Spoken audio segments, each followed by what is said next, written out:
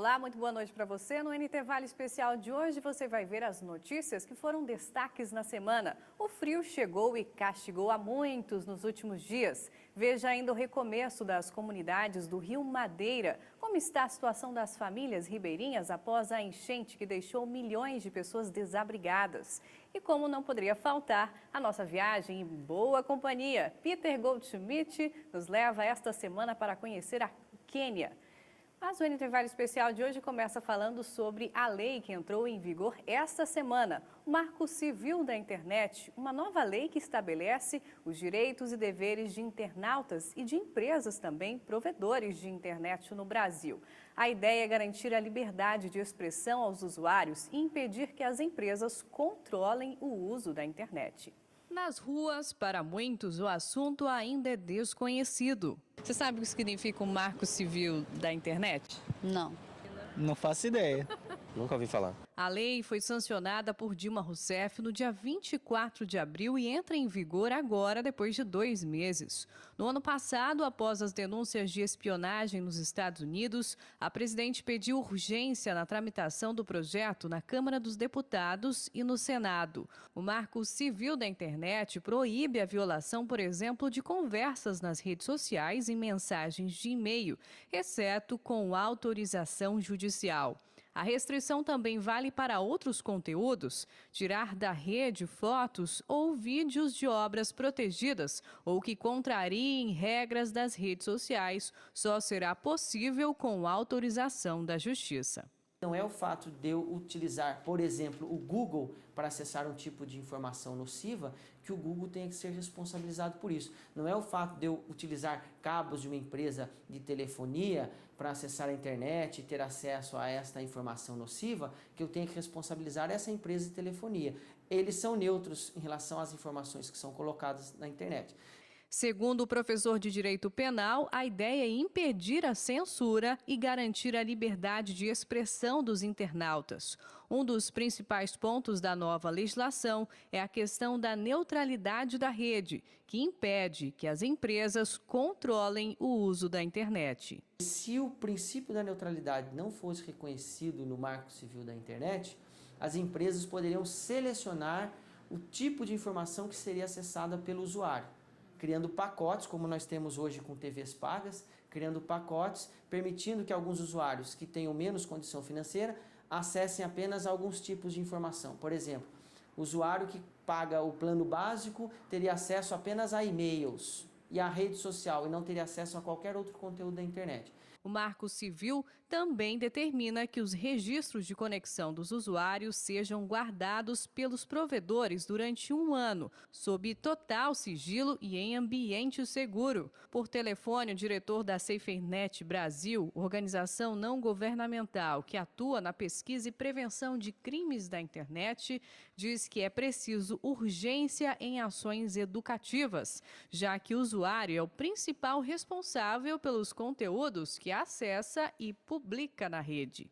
Porque não adianta só a lei se a gente não efetivamente educar o cidadão brasileiro para exercer sua cidadania na rede. Esse acho que é um grande ponto e que o artigo 26 do Marco Civil regulamenta também, colocando como dever institucional das instituições de ensino promover o uso responsável, ético e seguro da internet, o que sem dúvida nenhuma favorece para que a gente tenha menos abusos e menos violência na rede. Você acha que hoje você tem liberdade na internet como usuário? A gente sabe que é controlado, né? Mesmo essa liberdade é uma liberdade, vamos dizer, entre aspas, né? Porque ela é controlada, né? Não, privacidade não tem. Muita coisa errada que a gente vê lá, né? Você acha que tem sempre alguém monitorando você? Com certeza. Sempre tem alguém.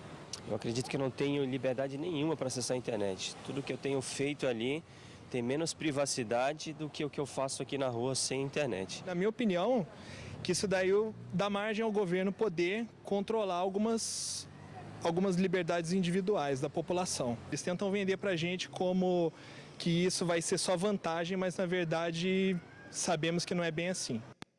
E os PROCONs, a Justiça e o Ministério Público são instâncias em que os usuários devem recorrer para reclamações. Se ficar comprovado que houve descumprimento da lei, as empresas poderão ser penalizadas com advertência, multa, suspensão e até proibição definitiva das atividades.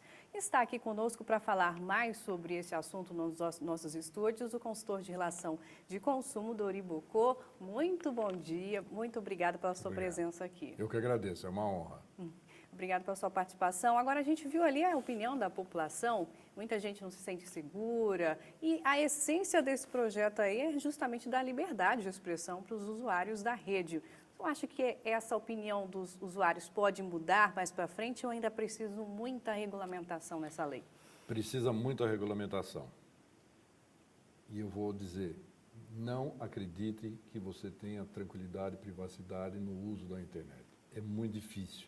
Nós não temos uma estrutura ainda hoje em dia que nos permita essa tranquilidade.